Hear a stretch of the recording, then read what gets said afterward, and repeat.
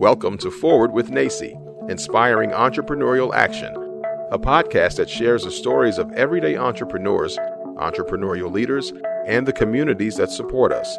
We hope that this diverse collection of stories brings you inspiration, inspires you to take action, and ignites entrepreneurship in your community as we make our way forward together. Welcome to Forward with NACCE. This episode is a replay of an inspiring discussion held during the 2021 Future Building Summit in Minneapolis, Minnesota. It was sponsored by the Kaufman Foundation and included inspiring thinkers and leaders from all sectors: government, business, policy, and philanthropy. We talk about charting a new course and rebuilding in 2022. Thank you for joining us. Enjoy.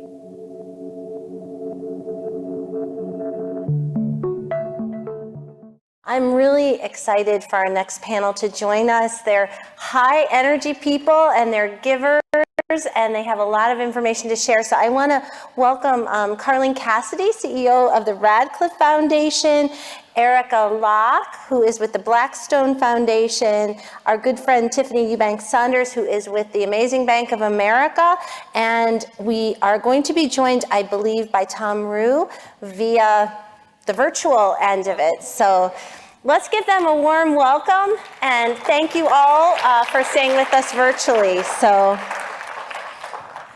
hi Thom, how are you doing? It looks like you're in North Carolina, in Durham, is that right?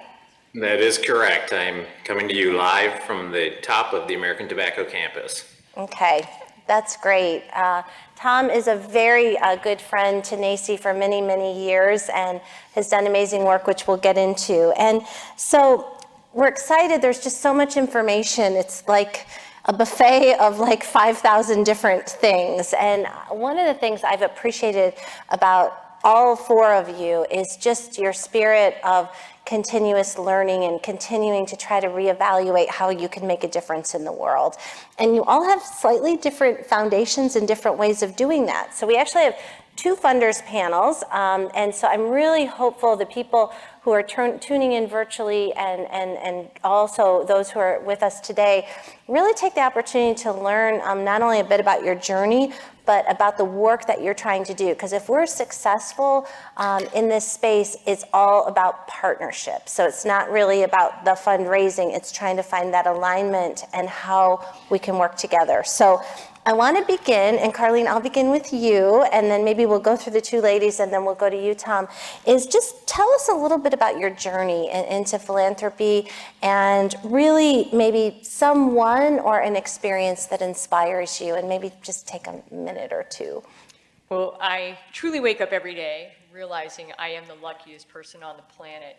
I had very supportive parents who had no entrepreneurial background. So unlike a lot of people who are like, my parents did this or that, my dad was in the Navy, my mom was a nurse. But what they did for all, I have two brothers, was instill in all of us, you can do anything you set your mind to. And they challenged us to do that. So I was on a travel soccer team. I had to go sell donuts and light bulbs and pizza kits and you name it. I had to go sell it around the neighborhood if I wanted to go on that trip. And so we didn't know it at the time, but they really instilled in us the values of having the money if you wanted to do something. And so that was the beginning for me. And after college, I was part of several different startups, ultimately ended up finding my way to a community college, and I was invited to be on a tech advisory board.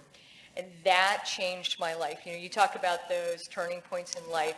I'm so grateful for that experience because up to that point in time, the community college for me was the place my friends went who didn't have many other options. And what I realized so quickly was community colleges could turn on a dime. They developed new curriculum for us. I was a partner in a tech firm. Fiber optics was just coming out, and they put up some programming for us in 3 months. And after that, it was just this constant experience of continuously improving and putting programs out. And I just fell in love with community colleges. And then I started to teach one night a week. And again, another one of those life-changing moments. So no one in my family, none of my friends understood, my business partners especially didn't understand, when I said to all of them, I'm going to apply for this full-time faculty position. at the community college because the best part of my week is my students. And it was Wednesday night class. I so looked forward to that. And so fast forward to, I get the job. I have to give back my super sweet BMW company car, give up my country club membership that they were paying for, and take this ginormous salary cut. And my life has never been better. So I was on the other side of philanthropy. So, And we're going to get to that. oh, okay. So I'm gonna, because I gotta stop there. I don't want you to give All right. away all of the good stuff. So we're gonna go that, because we want to get into your foundation next and the transition, because it's a powerful story. So, okay, Erica, you're next. So I'm relatively new to philanthropy. This is my third year in it. I spent 10 years at a nonprofit, and then prior to that in a media industry. So very different worlds. But I actually have a very similar story in connection to entrepreneurship as a couple of our speakers. My mom was an entrepreneur in a very small business, a travel agency, which is a very interesting business to be in as an immigrant. But what I knew of entrepreneurship was that you worked really long hours and employed your children. So that was basically my idea of it. And it's kind of why I'm not an entrepreneur now, but I am entrepreneur adjacent, and I have been for the past 15 years. So I really come to this with a deep heart and appreciation for entrepreneurship. That's awesome. Tiffany, you want to go? Yeah, sure. Well, first of all, thank you for having me back. It's great to be here. And what I'd say is, this is a passion with a purpose for me. When I think about the fact that as a double minority, a woman and a Black woman at that, and from growing up, my own personal experience has really driven me towards just always being very philanthropic. Fast forward to corporate America, and I'm still in corporate America. Several years ago, I had the opportunity to serve as Bank of America's Supplier Diversity and Development Executive. And it gave me the opportunity to work with just extraordinary entrepreneurs, diverse entrepreneurs, who in many instances had the very same story in today's environment as what Mr. Philip Gaskin shared a little while ago about his father several decades ago. And so I would work with these tremendous entrepreneurs who'd have wonderful ideas and so much passion and drive and initiative, but oftentimes they didn't have a way to get to what they were trying to achieve. And so for me, coming out of that assignment, really committed myself to leveraging the level of leadership and the role that I have in corporate America in trying to be the voice that they didn't have, and try to create opportunities where opportunities did not readily exist in the past for those phenomenal entrepreneurs to be able to have a path forward. And I agree that one of the best, in my experience, one of the best partnerships is between is kind of the trifecta between extraordinary community colleges that sit across the country, along with corporate citizens who have the audacity to think that they can actually make a change or create an impact, inspiring and supporting what is the fabric of America. It's the engine of our economy in small businesses, medium businesses, privately owned businesses. What inspires me is the ability to really speak on their behalf on a daily basis. Yeah, and you do such a powerful job. Tiffany was one of our featured keynotes. Last year we were in Nashville, and it's just great. So on the audacious end, Thom, you go, your turn. Tell us about you and what inspires you. Well, I had the good fortune of the first 20 years of my professional career to be involved in startups and high growth firms.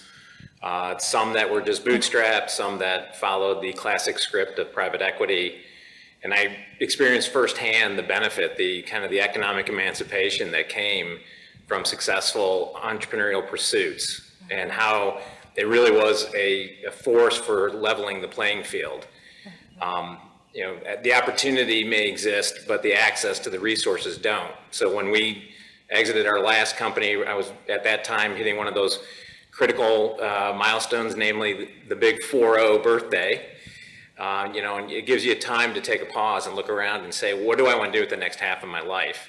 And so I kind of fell into a group that was being organized in Northeast Ohio, and frankly, supported by one of your previous speakers, Deb, at Burton D. Morgan, Deb Hoover. They funded this thing called Jumpstart, and I really spent the next 15 years of my life helping other people realize the economic benefits of pursuing entrepreneurial adventures.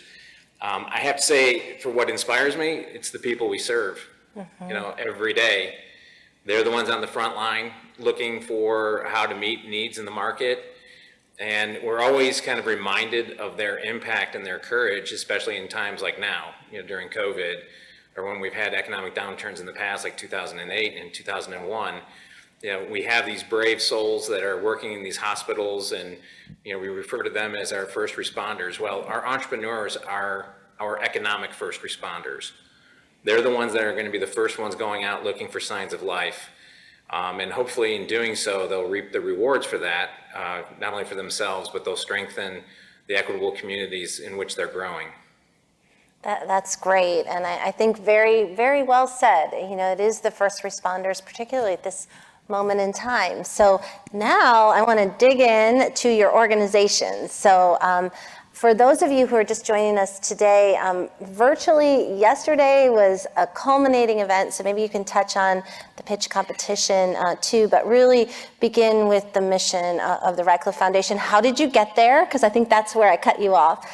And what are you doing, and how is that really changing people's lives, Carlene? So Phil and Carole Ratcliffe were the founders of the Philip and Carole Ratcliffe Foundation. They were both entrepreneurs, hardworking, and they truly believed in the opportunity to share really all of their, I like the way Chip said it, all of their gifts, and not just their financial resources. They were very active. I knew Phil for a long time.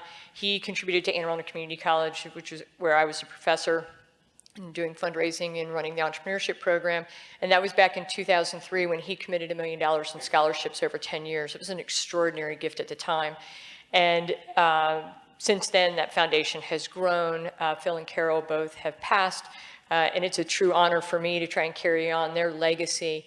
They really were hands-on with the colleges that they supported, and they're from Florida, as far west as Ohio, and now in the Delmarva area. And so for me, I love the pitch for the trades. I'm very grateful that NACCE was excited to do something in partnership, and it is the true collaboration. We brainstormed, where was there a gap within the NACCE community that we had an opportunity to help kind of shine a light, and it was shining a light on the skilled trades and saying, what can we do to recognize and really appreciate the hard work that community colleges are doing to prepare people for those jobs that often aren't sexy, and sometimes they're very dirty, and even as we learned yesterday with manure, they can be real smelly. So the pitch for the trades competition yesterday was just amazing. Every year it continues to grow and get better and exceed my expectations. And one of our goals in having that be a public pitch for the entire NACCE nation is so everyone else can learn from that. We don't want this to be unique and protected. We want everyone to adapt, do a little bit like what Brian just said with the Disney model, right? Take that model of what somebody else is doing and take it back to your own communities. And then the other thing that I would just like to add, Becky, with this 30 seconds is we've heard so much about being bold, and I'm so excited for our college presidents to go back and be bold.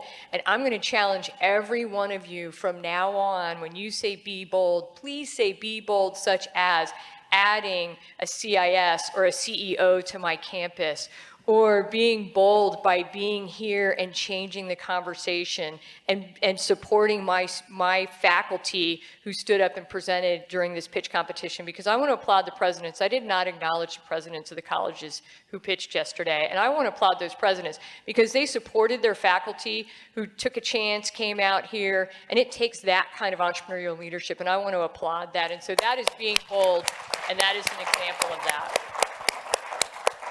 That's well said, and I have to give a nod to the new chair of the NACCE board, Steve Schultz, that's sitting there with his team. These folks that serve on the NACCE board, they are committed not only to entrepreneurship, but to diversity, equity, inclusion, and belonging. And you're going to see things we've made great progress so far, but it's going to take off, right, Steve? Yep, he's right back there. Let's give Steve a round of applause, too. So Erica, tell us more about the Blackstone Foundation, and I have to share with my friends and everybody who's tuning in online. I participated in your design thinking session a couple weeks ago, and I thought it was so cool. I'm not at all surprised that you're adult child of an entrepreneur, because I thought it was such an amazing opportunity for you to just broadly reach out into the ecosystem and say, let's look at what you have to offer and how might you rethink that. And I just applaud you for that, because all right, it was at 4:00 Eastern, so this is after 7 hours of Zoom, but she made it fun. I felt appreciated to be involved, so I just wanted to give you kudos to that. So tell us more about Blackstone Foundation, what you guys are focused on. Yeah, to that end, I will say also it was a 2-hour meeting, and it was at 4:00. But I will say that also the feedback that we got was, you made 2 hours feel like 1 hour. That's right. That felt really nice to me. Also piggyback on what Carlene said about the entrepreneurship of the folks in this room. I'm going to call out the TCAT team over there who are looking at buses on their laptops. I'm so excited for what you guys are going to do with your money. So I'm excited to also work with you all. So to your point, Becky, thank you so much for having us here. The Blackstone Charitable Foundation was started in 2007 with the IPO of the firm. We've always been interested in entrepreneurship and how entrepreneurship can stimulate the economy. As you can all remember from the time, we were all about job creation because that's what the world needed. Mm-hmm. Now, given where we are, we're actually looking at more about how entrepreneurial skills can do more than just job creation, but rather look at career mobility. And so that was the design lab that Becky was talking about. We had folks from VentureWell and all these other great organizations who were just thinking about how to connect entrepreneurial skills to the trades and other sorts of career outcomes for young people.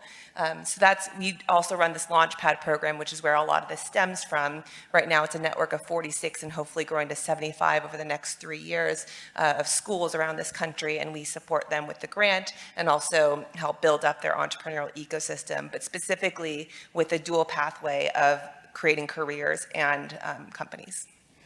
Awesome. Tiffany? Sure. So when you think about corporate America, so we clearly have for years had a real strong commitment towards the community and do a lot through our foundation, contribute a lot both nationally but also locally.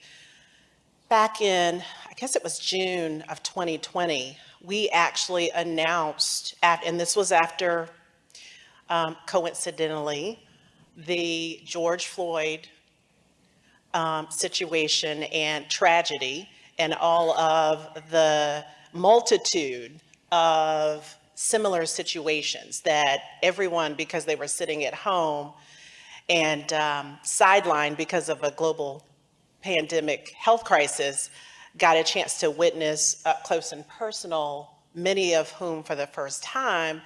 We as a corporate citizen really wanted to take a leadership position in not suggesting that we could solve the issue, but really trying to lead our peers in corporate America to try to contribute to the solution. And so we came out with a $1 billion commitment back during that time frame, June of 2020, that focused on trying to help support racial equity and economic mobility in minority communities. Again, what we knew is that $1 billion is just a drop in the bucket as it relates to trying to solve for and evolve what have been centuries-long inequity issues and institutional challenges that we've had in this country. But what we wanted to do was at least be a catalyst to begin the conversation and really get corporate America involved, not only as a responsible corporate citizen, but quite candidly as an accountable citizen of American society. And so the good news is that our efforts, our announcement seemed to trigger a whole multitude. We had a number of our peers in financial services, but also just corporations in general that actually came out with similar commitments. Some came out with commitments much larger than that in different areas. And so I think our CEO and board really accomplished and achieved what we were looking for. What we've started to do and how we've been leveraging that funding, which we announced $1 billion in June of 2020. Back in March of this year, we actually added another $250 million before we even spent the $1 billion, because this is, for us, it wasn't a one and done. It's an evolution, and we will continue to provide that level of funding to the types of initiatives and ideas that we feel like really can create impact locally, but also nationally. Just a couple of examples that I'll share with you all that pertain to this audience in particular. One of the first initiatives that we announced was a $25 million commitment that focused on community colleges, HBCUs, and Hispanic serving institutions. So 25 different institutions across the country received, and they were all public, by the way, received $1 million grant or $1 million grants with very little instruction on how they were going to be used, other than saying that we wanted to work with those institutions who happen to also sit in cities where we had a really strong concentration or presence for Bank of America. We wanted to work with those institutions to fuel jobs in those cities. Because what we all know is that oftentimes people will come to school and then they'll leave the city where they matriculate and get their education from. We wanted to try to create encouragement for graduates of those institutions to stay in those cities. And what we also did, which was a little bit unique and different, is we invited our competitors and other corporations in those cities to join the discussion and ask them to step up and create the same types of education/jobs initiatives for what we were trying to get accomplished. We also have launched an HBCU initiative across the country, where what we're trying to do is bring forth our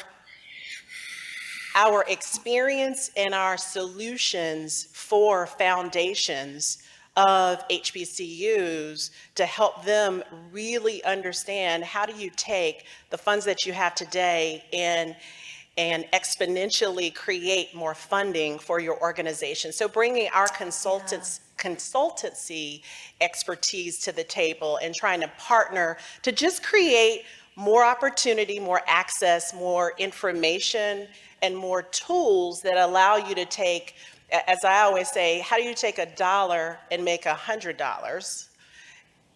And really trying to bring the right partners to the table to try to fuel that type of development for those organizations. And I can share, if you'd like, I can share the multitude of initiatives that have come out of that commitment. Yeah, definitely. That the participants today might be interested in, because a lot of them would have a lot of applicability, I think, to some of the local geographies that they sit in. So I think what we're going to do too, because we're running short on time on this panel, I want to give Thom the final couple minutes to talk, but we will post things online, because one question that we didn't get to is how might people find out more? Because what we do want to do is connect our communities to you, so that if there are initiatives that you're working on, if there are projects that you want to fund, that people can find you and work on that. So Thom, why don't you take a couple minutes and just close us out? Tell us about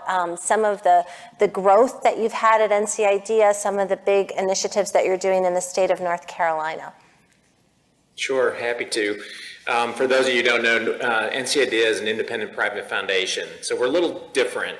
We're probably more akin to something like Kauffman, where I had the good fortune to serve for several years. just on a smaller scale. We don't have quite the coffin pile of cash that they have, but we do what we can with what we have, and we really focus on the strategic portfolio of grants and programs. So we do them both, which makes us a little different. A lot of foundations prefer just to stroke checks and let others do the work. We do both, and we think we're smarter in our check writing based upon what we learn getting dirt under our fingernails, and vice versa. So when we see there's a partner that's doing great in a particular area that we want to advance, then we're happy stroking them the check and increasing their capacity without forcing them into unholy yoga poses for simple grant requirements. We say, no, just tell us what you need to do, and if we're down with you, we're down with you, and we'll write you the check, and we'll trust you to do what you can. So with that portfolio being said, we've focused on two things. We've focused on the individuals, and namely our mission to help people realize their full entrepreneurial potential, because it's our firm belief that our greatest natural resource is the potential of our people to invent new things, create new things, start companies, create jobs, all of that. But we also have to support the ecosystem. And we have a holistic approach where we look at the organizations that are likewise supporting entrepreneurs. And then across it all, anybody that we're involved with have to embrace our commitment to equity. And everything that we do has to have at least a 50% test that our time, treasure, and talent is supporting one of what we call the underserved populations, which are female founders, rural founders, and minority founders. And I'm happy to say, of all the programs, of all the grant dollars we put out the door, the hours that we have programmatically, we're crushing those numbers. We're running more at around 80%. But it's just the intentional act of saying we will be held accountable to this, we're going to do it, and we're going to measure it. Even that, in the track record we had over the last several years, was still inadequate in addressing the racial disparity, in particular with Black founders in the state of North Carolina. So we set out the ambitious goal to make North Carolina the best state in the nation for Black founders to start and grow companies. And we did so by forming what's called the Black Entrepreneurship Council. This, I'd like to say, is something that's innovative in philanthropy, because it's easy when you have the money to assume you have the knowledge.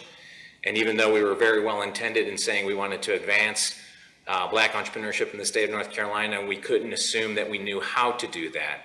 So we set forward and petitioned a panel of 25 accomplished professionals from across the state, formed a council, and knew that our role was simply to support it, to fund it, to make sure the water pitchers were full and that everybody had a pad of paper and a sharp pencil, so to speak.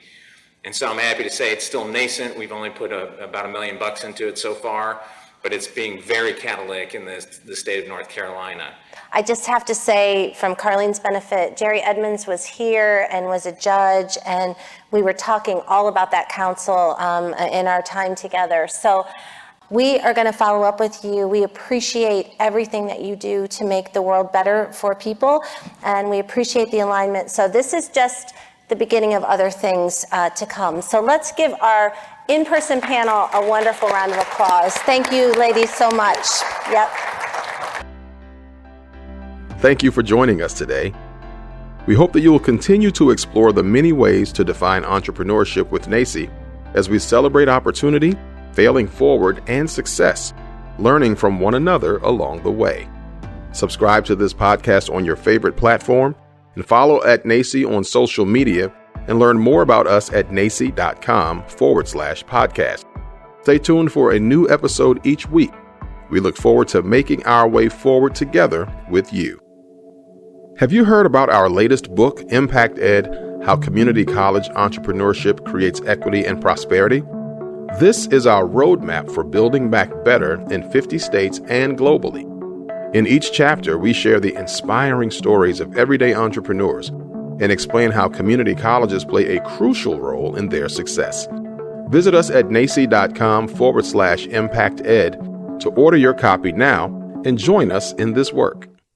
Are you curious about what's coming up next in the NACCE community?